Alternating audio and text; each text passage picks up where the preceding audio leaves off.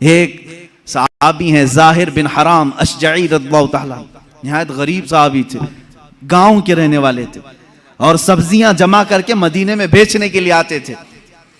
सब्जियां लेकर, ताजी ताजी सब्जियां लेकर के मदीने में आते, और उनकी आदत थी हर पहली सब्जी हुजूर के पास लेके आते थे, हुजूर की बारगाह में पेश करते। अल्लाह के नबी सल्लल्लाहु अलैहि वसल्लम ने अपनी हदीस में उनका मकाम बयान किया। एक गांव से आने वाले साहबी, देहात के रहने वाले, हुजूर ने फरमाया, ऐ लोगों, दुनिया में जितने इंसान हैं, हर शहर में रहने वाले आदमी का एक गांव वाला कोई ना कोई दोस्त होता है और हर गांव वाले का एक शहरी दोस्त होता है। हुजूर फरमाते हैं मोहम्मद का देहाती दोस्त ज़ाहिर बिन हराम है। हुजूर सल्लल्लाहु अलैहि वसल्लम ने उनसे कहा, ये मेरा देहाती साथी है, मेरा गांव वाला दोस्त है, दुनिया में ये मकाम किसी और को मिला ही नहीं। ज़ाहिर बिन हराम, उनके साथ हुजूर ने क्या मामला फरमाया। एक दिन वो सब्जियां बेच रहे थे और वो काले कलर के थे, कपड़े पुराने पहने हुए आते थे। लोग, जाहिर सी बात है, सब्जियां बेचने वाले, काम काज करने वाले, खेती बाड़ी का काम करने वाले लोग सब्जियां लेकर के दूर से ही चले जाते हैं।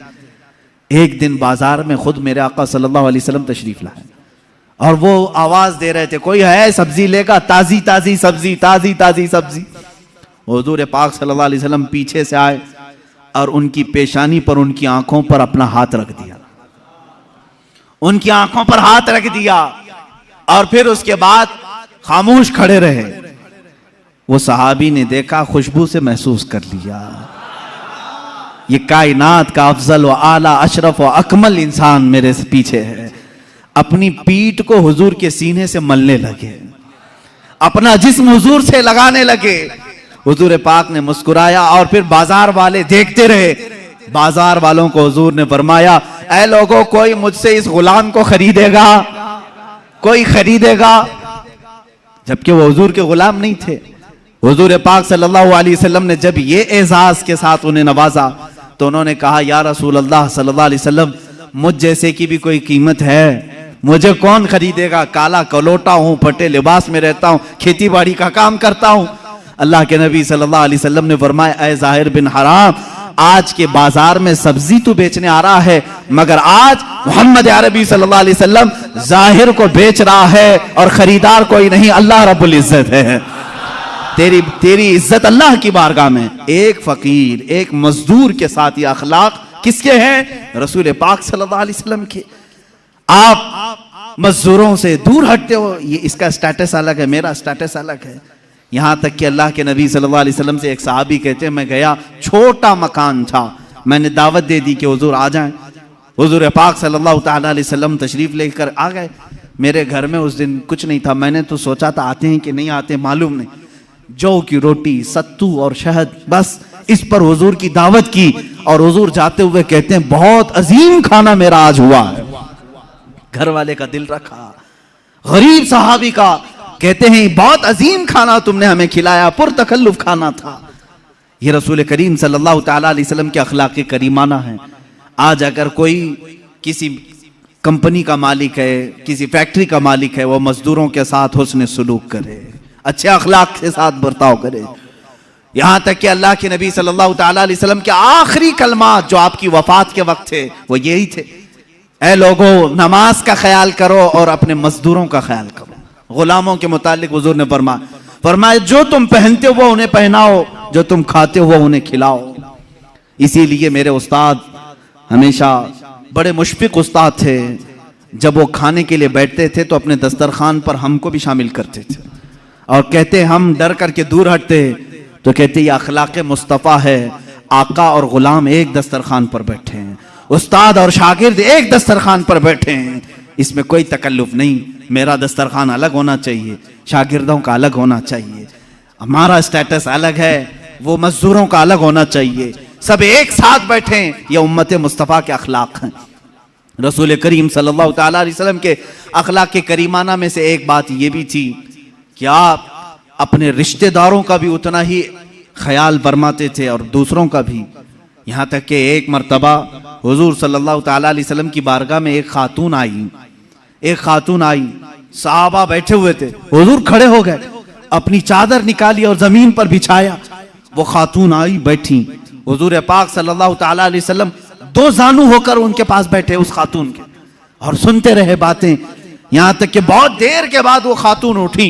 हुजूर ने बहुत सारी बकरियां उस खातून को तोहफे में दी, वो जाने लगी। सहाबा ने कहा, या रसूल अल्लाह सल्लल्लाहु अलैहि वसल्लम, इतनी ताजीम किसी औरत की हमने नहीं देखी। हुजूर पाक सल्लल्लाहु अलैहि वसल्लम ने फरमाया, मेरे साहबा, वो मुझे दूध पिलाने वाली माँ हलीमा सादिया थी। मुझे उसने 2 साल दूध पिलाए हैं।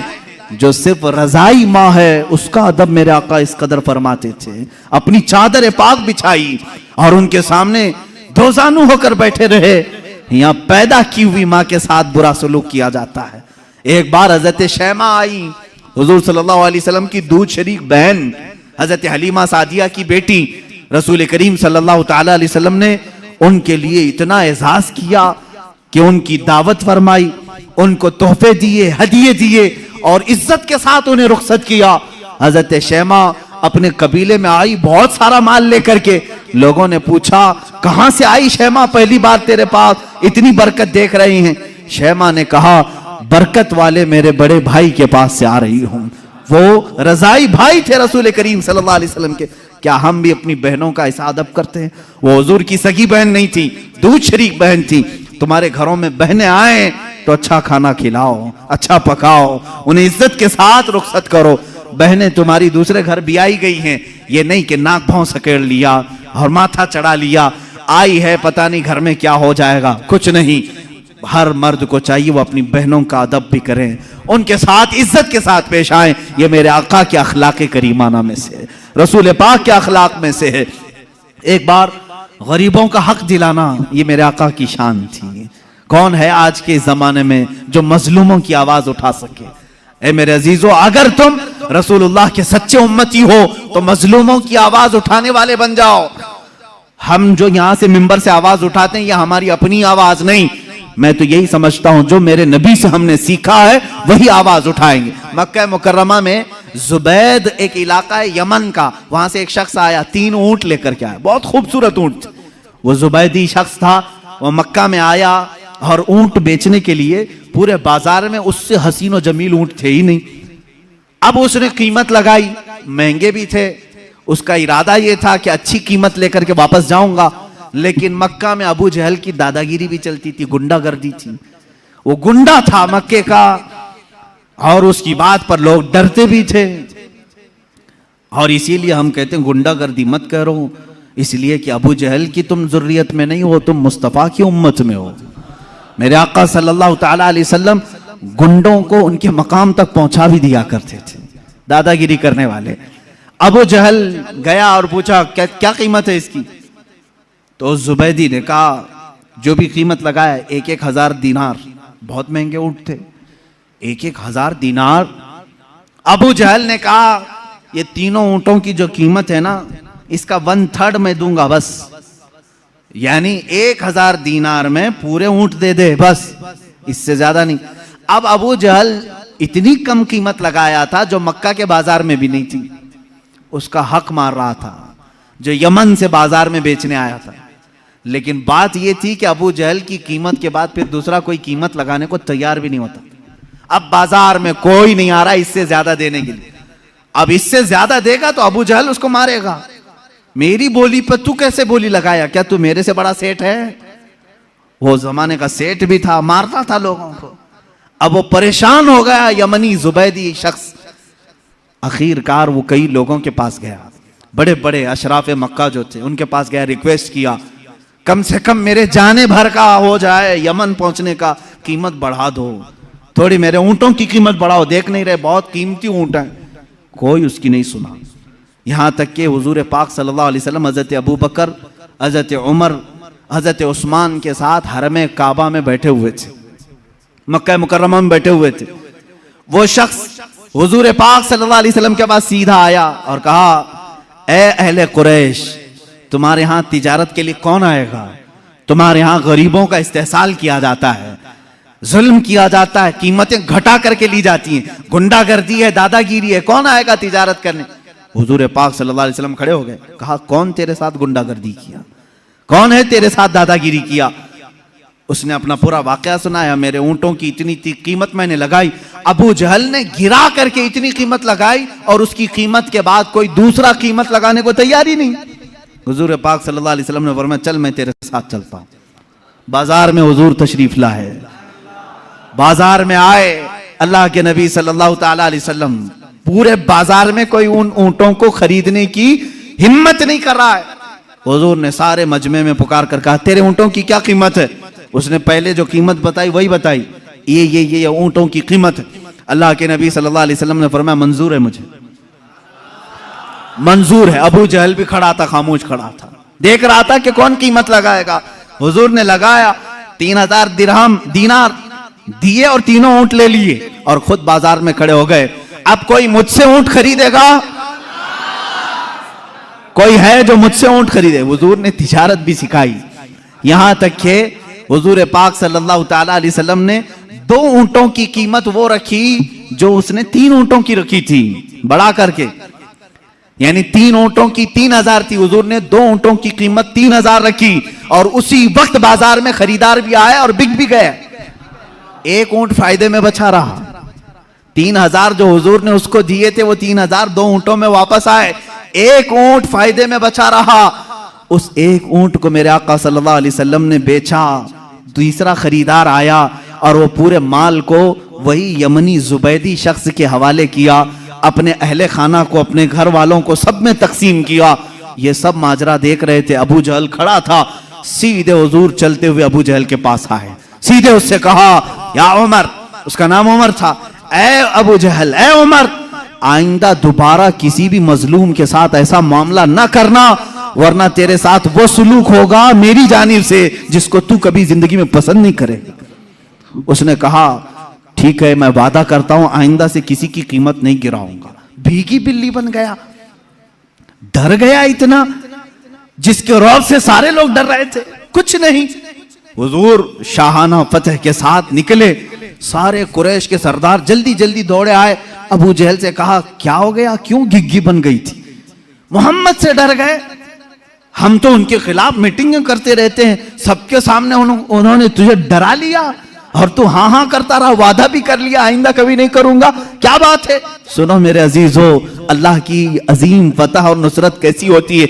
अबू जहल कहता है, लोगों क्या बताऊं, बात यह है कि मोहम्मद की बात को मैं इनकार कर सकता था, लेकिन जब वो मेरे सामने बात करने के लिए आए तो मैंने देखा इधर 500 उधर 500 नेजा लेकर कोई लोग खड़े हुए थे। अगर मैं इनकार करता सारे नेजे मेरे ऊपर आ जाते थे। इतनी बड़ी जमात मोहम्मद अकेले लेकर के आए हैं, मैं मानता ना क्या करता, यहां मानू ना तो क्या करूं, मेरी जान तो नहीं दे सकता था। मैं मान लिया, जैसे ही मैं मान लिया वो जमात भी गायब हुई, मोहम्मद भी चले गए। मुझे मालूम था कि मोहम्मद कोई जमात लेकर के आए। मक्का वालों ने कहा, कोई भी जमात नहीं थी, वो अकेले आए थे।